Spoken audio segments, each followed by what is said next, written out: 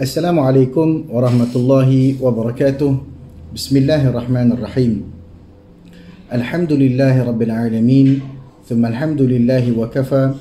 Wassalatu wassalamu ala habibina al-Mustafa Nabiyyuna Muhammad sallallahu alaihi wasallam khairu man ijtaba. Sallallahu alaihi wa ala alihi wa liman sara ala nahjihi wastanna bihadihi wa sunnatihi ila yaumil wafa wa ba'du. Rabbi syrah li sadri wa yassir li amri wahlul 'uqdatam min lisani yafqahu qawli. Allahumma la sahla illa ma ja'altahu sahla wa anta taj'alul hazna idza syi'ta sahla. Rabbana yassir lana wa la tu'assir wa atmim lana bil khair. Alhamdulillah, pertamanya bersyukur kita kehadrat Allah Subhanahu wa taala. Dipertemukan lagi kita di dalam bulan Ramadan al-Mubarak, dan kita telah pun melalui hampir separuh bulan dalam Ramadan kita. Bagaimana keadaan Ramadan kita? Apa khabar Ramadan kita semua? Moga-moga kita semua menjadi hamba-hamba Allah Subhanahu wa taala yang benar-benar mampu memurnikan maksud berpuasa di dalam bulan Ramadan, memaknai puasa kita dan menjadikan matlamat kita adalah ketakwaan kepada Allah Subhanahu wa taala. Dalam menjalani ibadah puasa, kita seharusnya mengetahui beberapa hukum yang terkait dengan perkara-perkara yang boleh membatalkan puasa. Maka kita sayugia diarahkan ataupun dianjurkan untuk kita menjaga daripada perkara-perkara yang membatalkan puasa, kerana itu akan merosakkan puasa kita sendiri dan menyebabkan implikasi terhadap apa yang berlaku terhadap ibadah kita. Sahabat-sahabat yang dirahmati dan dimuliakan Allah Subhanahu wa taala sekalian, pada pertemuan kali ini, dalam kesempatan ini kita nak membincangkan banyak khilaf, banyak pandangan, ada banyak pertanyaan yang mungkin timbul. Penggunaan inhaler batal ke puasa atau tidak? Orang tanya kan. Penggunaan orang sakit jantung guna ubat bawah lidah batal ke tidak puasa? Orang yang mengambil ubat dengan cara memasukkannya di dalam rongga dubur dan sebagainya, batal ke ataupun tidak? Jadi ini persoalan-persoalan yang timbul dalam masyarakat. Dan insyaAllah dalam kesempatan masa yang ada, kita nak bincanglah perkara-perkara yang membatalkan puasa, dan kita kena menjaga dan juga memerhatikan agar puasa kita dapat diteruskan dengan sempurna, kerana inilah intipati daripada puasa kita itu adalah bermaksud menahan diri, al-imsak, yakni kita mempunyai sistem kawalan diri dalam tubuh badan kita, dalam jiwa kita, dalam diri kita. Jika kita mampu menahan daripada perkara-perkara yang membatalkan puasa, maka insya-Allah perkara-perkara lain, terutama perkara haram dan seumpamanya, kita mampu jauhkan. Kerana ada perkara-perkara yang orang kata dalam ibadah puasa itu sendiri bendanya halal, tapi apabila dilakukan dia membatalkan puasa. Sudah tentu hikmahnya, benda yang halal kalau mampu ditahan, apatah lagi benda yang haram sepatutnya lebih utama untuk kita kawal dan menahan diri daripada terlibat ataupun menggunakannya. Para hadirin muslimin muslimat yang dirahmati Allah Subhanahu wa taala sekalian, secara kesimpulannya dalam mazhab al-Imam Syafi'i, kita membincangkan tentang perkara-perkara yang membatalkan puasa ada 7 benda. Yang pertama sekali, kita cerita secara umum terlebih dahulu, kemudian kita akan masuk dalam perbincangannya satu persatu dalam masa yang diperuntukkan kepada kita. Baik, yang pertama sekali, perkara yang membatalkan puasa ini ada 7 perkara secara generalnya atau secara umumnya. Yang pertama adalah makan dan minum. Sama ada kita makan sedikit ataupun makan banyak, batal keseluruhannya. Yang kedua, sampainya sesuatu ataupun disebut dalam bahasa fiqahnya ain. Ain ini adalah sesuatu fizikal yang boleh terlihat pada mata ataupun boleh dirasai. Okey, jadi masuknya sesuatu ke dalam anggota ataupun rongga tengah badan melalui ruang yang terbuka, dan ruang terbuka ini ataupun ruang tengah badan ini termasuklah dalam perbincangannya, iaitulah otak, bahagian otak, bahagian bawah halqum, perut, dan terus ke kemaluan hadapan dan kemaluan di belakang. Maksudnya kalau kita tengok exoskeletal kita tu, kita punya ni, rongga kita tu bermula daripada sini, dalam otak ni dah kita panggil sebagai rongga, sini juga rongga, dalam ni juga rongga, dan juga perut terutamanya. dan yang ke bawah rongga yang boleh dimasuki melalui qubul ataupun dubur kita. Okey, lubang mulut, halkum. Nah, lubang mulut ni lubang telinga dan sebagainya. Maka ini dimasukkan ke sebagai ruang masuk ataupun rongga yang terbuka ataupun jalan terbuka untuk sampai kepada rongga kita. Yang ketiga, perkara yang membatalkan puasa ni adalah sengaja muntah. Muntah dengan sengaja ni, ada orang dolok mulut kan, batal puasa. Ni maknanya sengaja nak batalkan puasa dia. Dia maknanya dia muntah dengan sengaja ataupun menyengajakan. Dia menyengajakan muntahnya tu. Itu batal puasa. Kalau muntah tidak sengaja, memang tidak membatalkan puasa lah. Baik. Yang seterusnya, melakukan persetubuhan dengan sengaja. Yakni walaupun persetubuhan tersebut tidak mengeluarkan air mani, maka ianya dianggap membatalkan puasa. Tambahan daripada itu, kena kafarah pula lagi. Kena kafarah, tambah on top tu kena kafarah pula. Sebab apa? Sebab berbuka ataupun melanggar perkara-perkara yang tidak boleh dilakukan pada siang hari bulan Ramadan. Udahlah batal puasa, kemudian kena kafarah pula, kena puasa 2 bulan berturut-turut ataupun memberi makan kepada fakir miskin selama 60 orang dan sebagainya, mengikut tertibnya. Itu kena buat ikut tertib, tak boleh terus langkah bagi makan. Okey, contoh, itu contohnya lah. Baik. Yang seterusnya, perkara yang kelima adalah mengeluarkan air mani ataupun disebut dengan istilahnya beronani dan seumpamanya. Sama ada dia mengeluarkan air mani itu dengan tangan ataupun dengan apa sahaja cara kaedahnya, maka apabila keluar saja air mani, maka itu adalah dianggap, tak kira lelaki maupun perempuan, dia membatalkan puasa.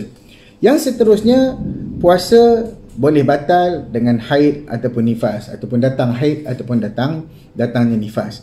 Maka hal ini berkaitan dengan wanita, kedua-duanya akan menghalang sahnya puasa tersebut. Maka apabila di siang hari dia mendapati dirinya didatangi haid ataupun orang yang bersalin, kemudian ada nifas dan seumpamanya, maka hendaklah dia mengqadha puasanya tersebut. Dia tak boleh puasa hari itu dan mengqadhanya ataupun menggantinya pada masa akan datang. Baik. Yang terakhir, perkara yang ketujuh membatalkan puasa adalah gila dan murtad. Murtad ni keluar daripada agama Islam dan keadaan yang disebut sebagai keadaan gila. Maka ini adalah perkara-perkara yang kita panggil membatalkan puasa Ramadan, yang mana kita perlu jaga dan juga kita perlu awasi agar kita tidak menggagalkan ataupun puasa kita tidak terbatal dengan apa yang kita lakukan tersebut. Baik, sahabat-sahabat yang dimuliakan Allah Subhanahu wa taala, kita melihat kepada permasalahan yang pertama, iaitu makan dan minum. Makan dan minum ni batal sama ada sedikit ataupun banyak.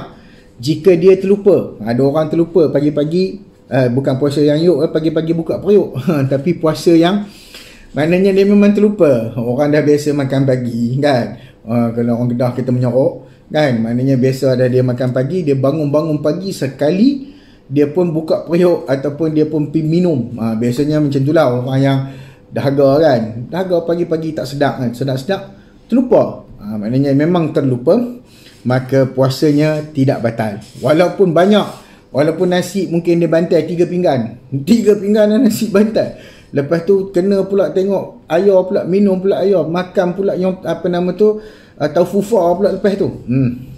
Walaupun macam tu, tapi dia lupa. Bila turun bawah, anak dia turun, anak tengok, Abah tak puasa ke?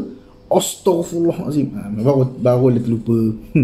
Itu betul, baru dia teringat. Maka walaupun dah banyak benar makan, tapi waktu dia makan tu memang lupa benar dia tu berpuasa, maka perkara itu adalah tidak membatalkan puasa. Dia makan minum dengan sengaja, ya batal puasa. Tapi kalau terlupa, tidak membatalkan.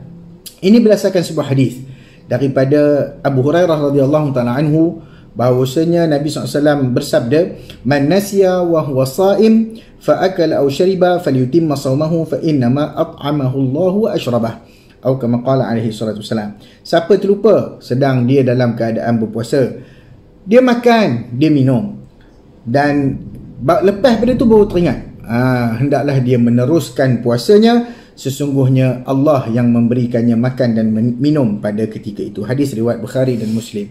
Tapi kena berhentilah, kalau dah teringat tu kena berhenti terus. Jangan perhabis pula pinggan yang takhir. Ya. Jadi itu panduannya yang pertama. Yang kedua, perkara inilah yang orang tanya juga. Tapi sebelum yang tu, Ustaz, apa hukum kalau nak rasa makanan? Ni nak buka puasa ni, yang tukang masak ni nak rasa makanan. Maka pendapat yang dipilih adalah pendapat daripada Ibnu Abbas. Tidak mengapa merasa makanan seperti cuka atau sesuatu yang mahu dibelinya. Boleh rasa. Rasa boleh pinggan telan. Rasa, kumur-kumur buang. Okay? Rasa je sikit. Tapi tak apalah, kita dah pandai masak dah pengalaman kan.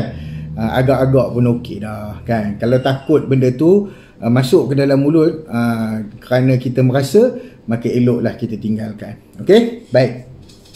Kita pindah kepada yang kedua. Yang perkara ini yang selalu diperbincangkan dan diperdebatkan sebenarnya. Tapi kita lihat dulu apa yang disebut oleh dalam mazhab Al-Imam Syafi'i. Kemudian kita tengok perbincangan-perbincangan yang ada dan keputusan yang telah dibuat oleh Majlis Agama Islam Perak ataupun Jabatan Mufti Perak Darul Rizwan terhadap keputusan yang berkaitan dengan perkara-perkara yang membatalkan puasa yang melibatkan persoalan-persoalan medical, persoalan perubatan dan seumpama dengannya. Baik, kita fahami dulu asas dia. Yang pertama sekali, benda yang masuk ke dalam rongga hidung ni adalah benda yang dapat dilihat. Dan dilihat secara, ada benda yang boleh lihat mata kasar dan benda boleh lihat dengan teleskop. Tapi biasanya kita nak tengok benda tu memang benda boleh nampak. Dan kalau kita buat sesuatu pun, kalau kita sembur pun, benda semburan tu boleh nampak, itu kira nampak lah. Okay, baik. Manakala rongga pula, pertama sekali tadi benda yang boleh nampak, nombor dua rongga, benda yang kita nak cerita, benda dalam ni. Okey, rongga tersebut, apa dia maksud rongga adalah ruang yang berada selepas halkum hingga usus dan tali perut, termasuk tadi kita cakap otak tadi kan. Okey, ruang yang sedia terbuka, ruang yang sedia terbuka dah. Apa dia? Mulut, telinga, ini memang nampak terbuka dah. Orang yang nampak lalu lubang telinga nampak terbuka kan, mulut pun ngangak. Ngangak tu nampak dah terbuka. Kemudian disebut lagi apa? Mulut, telinga, kemaluan dan dubur bagi lelaki dan perempuan. Justru ini apa yang disebut oleh pengarang Al-Fiqhul Manhaji, titisan melalui telinga membatalkan puasa. Itu kita tengoklah, ambil asas dulu. Kerana telinga ni directly ruang yang terbuka. Sementara titisan dekat mata pula tidak membatalkan puasa kerana mata bukan ruang yang terbuka. Baik. Apa nama tu? Ini adalah perkara yang kita sebut sebagai perkara yang disebut dalam mazhab Al-Imam Syafi'i. Begitu juga suntikan melalui dubur membatalkan puasa kerana ia adalah ruang yang terbuka. Manakala suntikan melalui urat pula tidak membatalkan puasa kerana bukan ruang terbuka, dan begitulah seterusnya. Namun kalau semua perbuatan tu kita buat tak disengajakan, sama juga hukumnya. Kalau tak sengaja sebab terlupa dan sebagainya, ia tidaklah membatalkan puasa kerana dikiaskan dengan masalah lupa ketika makan dan minum. Puasa juga tidak batal jika lalat ke tiba-tiba agah ke debu jalan masuk ke dalam rongga. Tapi ada satu kes. Kesnya kalau hujan, tiba-tiba hujan, kita pun tengah dahaga betul. Baiknya dahaga, kita pun angkat kepala, nganga pula. Nganga mulut, hujan masuk dalam tu. Kalau termasuk sungguh kita sempat luah tak apa, kita termasuk terus dalam perut, maka itu membatalkan sebab kita menyengajakan, macam kita menyebabkan perkara itu, possibility untuk berlaku tu disebabkan oleh kita. Tapi kalau terlupa cerita lain lah kan. Kalau terlupa cerita lain. Tapi masalahnya kita kekalkan dalam keadaan, maksudnya benda-benda yang kita masukkan dalam mulut, kalau selagi mana dia memang masuk, kalau benda yang sukar untuk kita halangi, lalat, agas, debu dan seumpamanya, benda tu tidak membatalkan puasa sebab sukar untuk mengelakkan. Kalau macam hujan tu boleh elak sebenarnya, tapi sengaja pergi dongak, itu cari pasal dia panggil. Baik, walaupun begitu juga kalau tertelan air liur, walau bagaimanapun kalau air liur yang ditelan itu bercampur dengan najis, macam ada darah ke, gusi darah dan sebagainya, dia tertelan waktu itu, maknanya bercampur dengan najis, tanpa membasuh mulutnya dahulu, walaupun air liur tu putih, maka puasa tu dianggap batal mengikut apa yang ditulis oleh pengarang Al-Fiqhul Manhaji. Okey. Kalau dia berkumur ataupun air yang dimasukkan ketika mana dia berwudu, al-istinsyaq, dia masukkan air,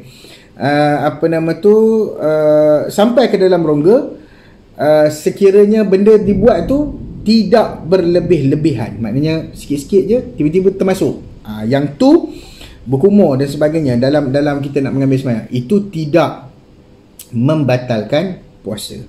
Tapi kalau dilakukan secara fabalagha fil istinsyaq, maknanya dia balagha, dia lebih-lebih, lebih-lebih tu, yang tu menjadi batal sebab dia melakukan sesuatu yang memang pada asasnya waktu puasa ni dilarang lah ataupun ditegah lah untuk kita madmadah dan istinsyaq, ataupun kita berkumur dengan kita masukkan air dalam hidung untuk kita nak ambil sembahyang.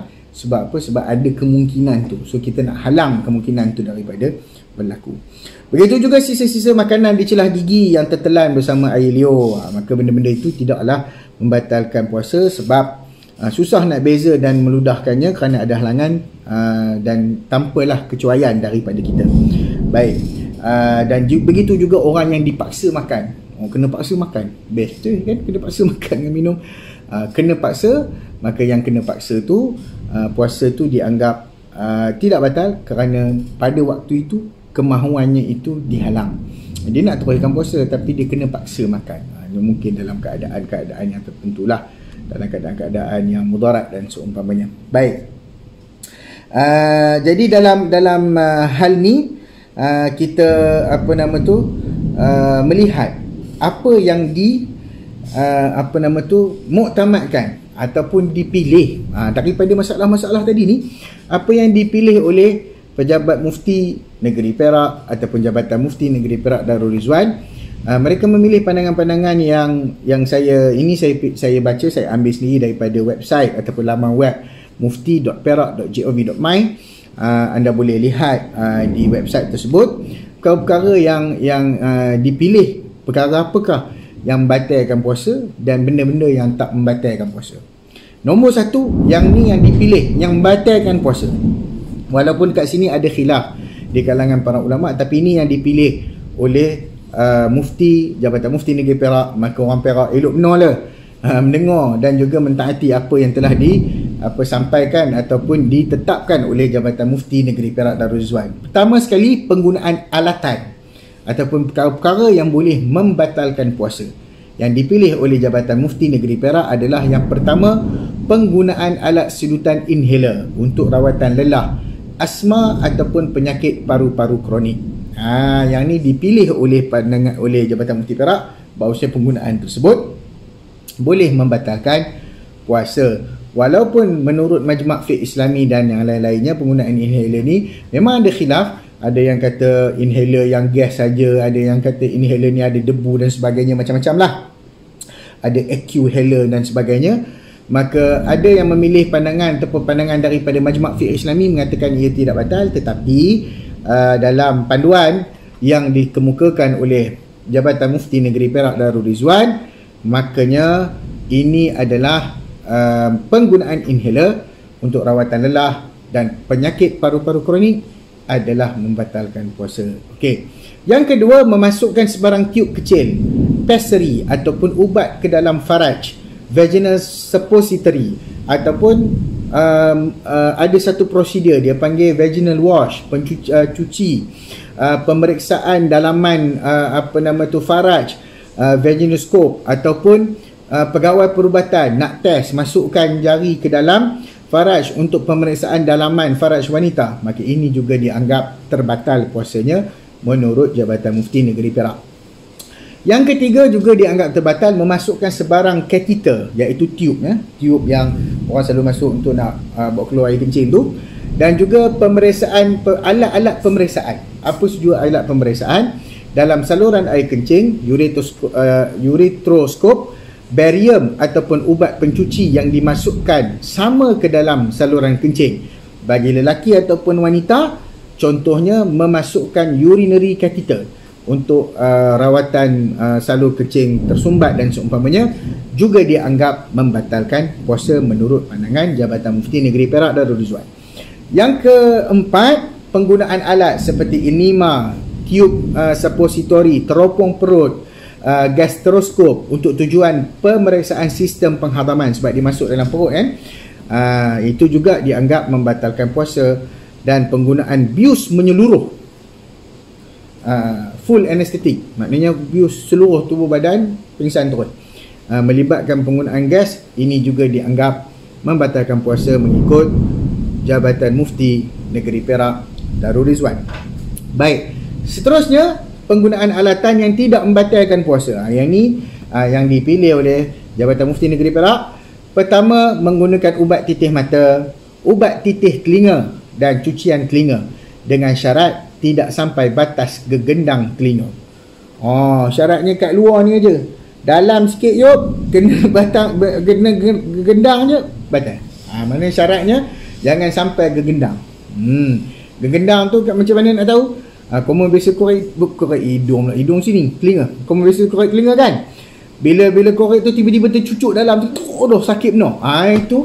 Itu gegendang tu. Gegendang telinga ni kalau koyak, kena nasib boleh dia elok balik. Kena nasib awak jadilah orang yang ada masalah pendengaran sikit ya. Okey. Jadi syaratnya jangan sampai gegendang telinga.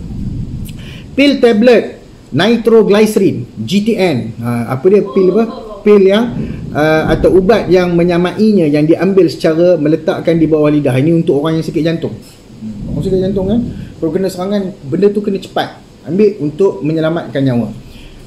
Dia letak bawah lidah je, dia tak telan.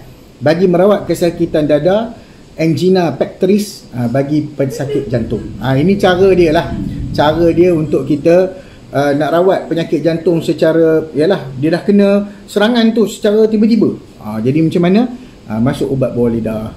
Bawah lidah tu biar bawah lidah, usah ditelan. Kalau telan, batal. Okey. Melakukan prosedur tampalan gigi. Gigi tampal. Cabut gigi. Melainkan tengah cabut tu awak telan gigi tu. Telan batal lah ya. Usah dia telan gigi. Ya, tampal gigi, cabut gigi, pemeriksaan gigi ataupun memberus gigi. Berus gigi pun tak apa, dengan syarat individu yang berpuasa itu tidak menelan apa-apa bahan semasa prosedur rawatan tersebut. Ini yang dipilih oleh pejabat mufti atau Jabatan Mufti Negeri Perak Darul Rizwan. Yang seterusnya yang tidak membatalkan puasa adalah semua bentuk suntikan, sama ada melalui lapisan kulit, otot sendi ataupun salur darah yang dekat saluran yang itulah. Pendermaan ataupun pemindahan darah, ini juga tidak membatalkan puasa. Penggunaan ubat-ubat dalam bentuk sapuan, lotion, balutan dan plaster pada permukaan kulit. Pengambilan sampel darah untuk ujian makmal. Memasukkan tiub kecil, kateter melalui salur darah untuk tujuan pemeriksaan. Prosedur angiogram, orang nak test salur ada tak blockage dalam jantung dia untuk pemeriksaan jantung. Ini juga tidak membatalkan puasa. Pemeriksaan laparoskopi ataupun pemeriksaan dalaman menggunakan alat yang dimasukkan melalui dinding abdomen untuk pemeriksaan bahagian dalaman pesakit, itu juga tidak membatalkan. Berkumur termasuk berbentuk secara gargle. Gargle tu air tu sampai ke sini gitu kan. Dan ubat terapeutik semburan ke mulut yang tidak melibatkan proses menelan. Menjalani biopsi, mengambil spesimen, diambil daripada hati atau organ-organ badan yang lain untuk tujuan penganalisian makmal, juga tak batal puasa. Penggunaan ubat semburan spray hidung tanpa disedut. Rawatan dialisis untuk masalah pesakit buah pinggang, sama ada hemodialisis, peritoneal dialisis, CAPD dan seumpamanya. CAPD itu peritoneal dialisis lah ya, untuk orang yang memang ada penyakit buah pinggang, so dia kena buat benda tu. Menjalani rawatan bios setempat atau separuh lokal dengan semburan atau suntikan setempat. Penggunaan ubat bawasir dengan memasukkan semula kawasan bawasir pada tempatnya tanpa melibatkan kawasan rongga yang dalam, maka ini juga tidak membatalkan puasa. Ini berkaitan dengan rongga. Rongga ni memang banyak perbincangannya sahabat-sahabat. Yang seterusnya, muntah dengan sengaja. Muntah dengan sengaja batalkan puasa seseorang. Ini berdasarkan daripada hadis man dara'ahu qai'un wa huwa sha'im, siapa yang tak dapat tahan muntah dia sengaja semasa berpuasa, falaisa alaihi qada wa in istaqa'a falyaqdi. Maka kalau dia tak dapat tahan, pening benar, pening, termuntah, maka itu dianggap dia tak boleh tahan, dia memang bukan sengaja muntah, maka di situ dia tidak wajib mengqada puasanya, maknanya puasa dia tak terbatal. Dan jika dia sengaja muntah, faman istaqa'a wa in istaqa'a, kalau dia sengaja sengaja memuntahkan dirinya, maka hendaklah pada ketika itu dia qadakan puasa. Yang seterusnya bersetubuh dengan sengaja, sebagaimana firman Allah Subhanahu wa taala, wa kulu washrabu hatta yatabayyana lakumul khaytul abyadu minal khaytil aswadi minal fajr thumma atimmus siyama ila al-lail wa la tubashiruhunna wa antum aakifuna fil masajid. Ini larangan daripada Allah. Makan minum sehingga nyata kepada kamu cahaya terang benang putih daripada benang hitam kegelapan malam, iaitu tibanya waktu fajar. Maksud itu kena imsak, kena berhenti dah, kena puasa dah, start puasa dah. Kemudian sempurnakan puasa itu sehingga waktu malam maghrib, dan jangan kamu menyetubuhi isteri-isteri kamu ketika kamu sedang beriktikaf di masjid. Maksudnya pertubuhan pula dah tersasul. Persetubuhan itu dilakukan pada siang hari Ramadan, dan benda tu membatalkan puasa dan kena kafarah on top of that. Baik, kalau dia terlupa lagi, terlupa ni, kalau kita kiaskan betul-betul kepada makan dan minum, maka sama hukumnya kalau terlupa. Tapi jangan buat-buat terlupa, ataupun cari pasir orang panggil, ya. Yang seterusnya mengeluarkan air mani, sama ada dengan perbuatan berkucup ataupun seumpamanya, ataupun dengan tangan, dengan apa jua jenis kaedah, buat dengan sengaja, maka puasanya batal. Jika tidak sengaja dan tidak dapat menahan maninya keluar, maka puasanya tidak batal. Saya pernah terima satu soalan daripada seorang sahabat yang diuji. Dia kata, saya kena uji Ustaz, saya bukan, kalau dari sudut ni ada orang kata mazak, orang yang keluar air mazi banyak, tapi saya ni air mani saya tak tertahan keluar Ustaz, duduk-duduk saja-saja pun boleh keluar. Jadi macam mana hukumnya? Jadi orang yang memang ada penyakit dan sebagainya, perkara ni tidaklah menjejaskan puasanya. Tapi kalau sengaja buat, maka ataupun membuat sesuatu yang menyebabkan perkara tersebut berlaku, menjadi sebab kepada sebab. Contoh, berkucup, cium ni saya tak batal puasa. Kerana Aisyah radhiyallahu taala anha pernah meriwayatkan, kerana Rasulullah SAW yuqabbiluni wa huwa sha'im wa ayyukum yamliku irbahu kama kana Rasulullah SAW yamliku irbahu. Kata Aisyah, Nabi pernah mengucup aku, pernah cium aku sedangkan dia dalam puasa. Siapa yang boleh kawal nafsu dia sebagaimana Nabi SAW, Rasulullah kawal? Boleh ke? Kalau boleh kawal, macam itulah. Tapi biasanya belanggar juga kan, accident dia panggil. Biasanya orang yang syahwat bergelora, tak boleh, jangan cari pasal, ya. Eloklah dijauhkan, sebab makruh tahrim, hukumnya mengikut mazhab Imam Syafi'i. Kalau kita buat benda tu dalam keadaan memang kita tahu syahwat kita ni tidak boleh dikawal. Apapun al-khuruj min al-khilaf, ataupun keluar daripada perkara-perkara yang dikhilafkan, ataupun mengambil jalan ihtiyat, adalah waspada, adalah lebih baik untuk kita laksanakan. Baik, kalau boleh elak. Kemudian haid dan nifas, ini kita tak perlu panjangkan sangat sebab memang kita tahu keuzuran yang menghalang sah puasa. Jadi puasa seseorang perempuan itu terbatal jika mendapati dirinya datang haid dan nifas pada waktu siang, dan wajib kepadanya untuk qada puasa tersebut. Ini berdasarkan hadis Nabi SAW, alaysa idha hadat lam tusalli wa lam tasum. Bila mana ditanya tentang maksud agama perempuan itu kurang, jadi Nabi menjelaskan, bukankah perempuan itu apabila dia haid, dia tidak bersolat dan juga tidak berpuasa. Nak menjelaskan kurangnya tanggungjawab dari sudut agama kepada wanita. Sebab apa? Sebab diberi keringanan begitu. Yang terakhir adalah gila dan murtad. Dua-dua benda ni menghalang daripada puasa, sebab orang berpuasa dalam keadaan itu adalah dianggap orang yang telah terkeluar daripada pentaklifan ataupun kelayakan beribadat.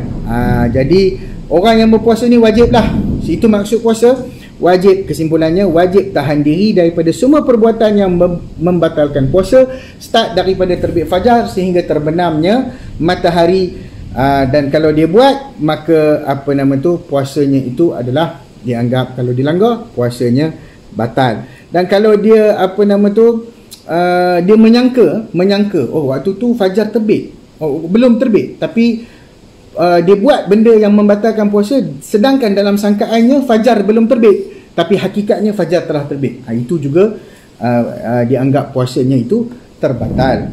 Okey, jadi kalau macam tu, macam mana dia boleh lepak makan ke? Tak. Kalau jadi macam tu, dia tetap kena imsak, tetap kena tahan makan minum sebab nak menghormati bulan Ramadan, dan wajib qada sekiranya dia berbuka kerana menyangka matahari juga telah terbenam dan ternyata sangkaannya itu salah. Dia buka lebih awal, waktu tak masuk lagi, buka awal. Jadi ini pun membatalkan puasa dan wajib dia qada semula. Jadi harapan saya agar penjelasan yang kita kongsikan dapat memberikan kebaikan kepada kita semua, sehingga bertemu lagi dalam sesi yang lain pula, insya-Allah. Aqulu ma tasma'un wa astaghfirullah alladzi li wa lakum, wallahu ta'ala alam. Wassalamualaikum warahmatullahi wabarakatuh.